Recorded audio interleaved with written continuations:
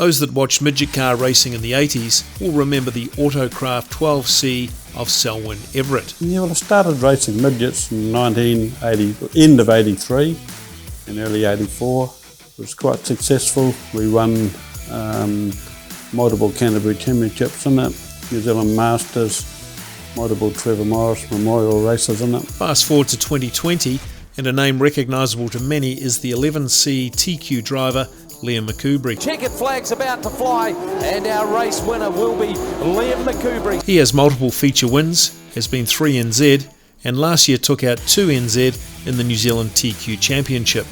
Last year we were pretty fast. I think it was 2 1,000ths of a second off the lap record one night, and then I got 3rd at the Masters, 6th at the New Zealand Grand Prix, and then won the CTRA New Zealand Champs at Ellesmere, and then got 2nd at the New Zealand TQ Champs in Greymouth. So what brings these two men of Speedway together?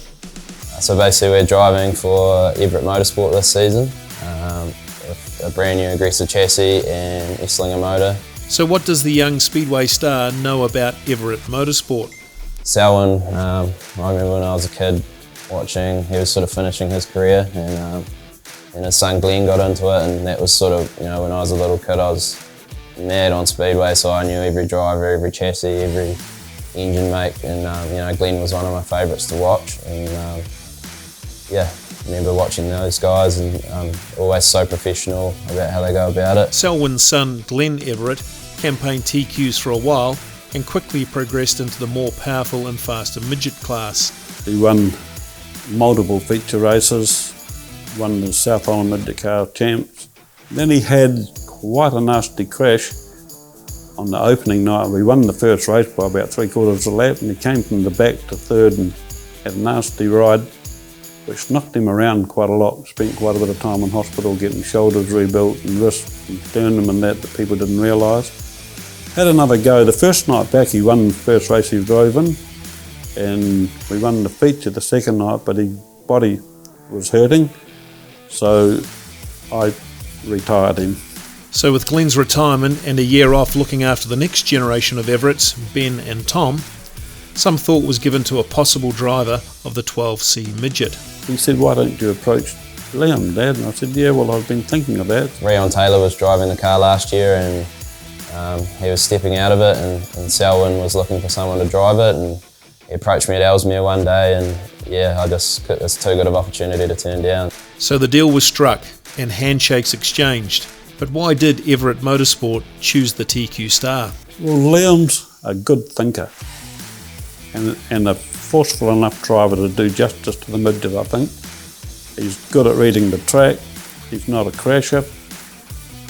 His family's been around Speedway since day one. He's born and bred in Speedway. Pretty level-headed sort of a guy that's very competitive. Probably thinks along the same lines as myself a lot. So what will be some of the challenges coming up? Biggest challenge I think Liam will face is the closeness of midget racing. Like, the guys just never give up, and they'll run 1/4 of an inch away from you at full throttle.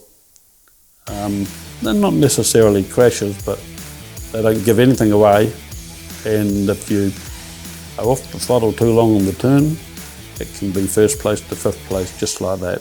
I'm hoping that the midget, I'll be able to use more of the track and get up high and wide when I can, but also just be able to read the track and be able to use it more is what I'm sort of looking forward to. So with a talented TQ driver with impressive credentials, how will Everett Motorsport measure a successful season? I don't want to put too much pressure on Liam, and I don't think he should put too much pressure on himself.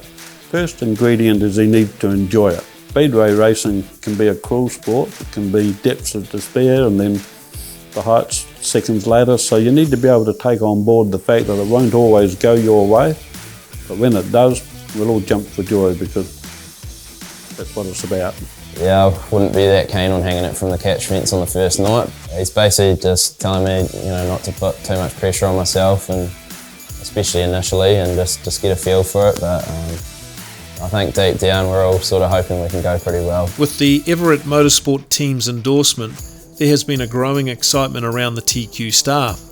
Sponsors have been eager to be involved and help realise the potential of our latest graduate to the midget class. It was amazing actually to see a lot of my sponsors on the TQ were all real supportive. So we got A1 Electricians, Penrite Oil, Manatee Farms, Able Built, Heathstock Apiaries, Gemmett's Power Tool Service, Launch Me, Equus, the Air Doctor, Mag & Turbo, and Do It All Contracting and the Tint Shop.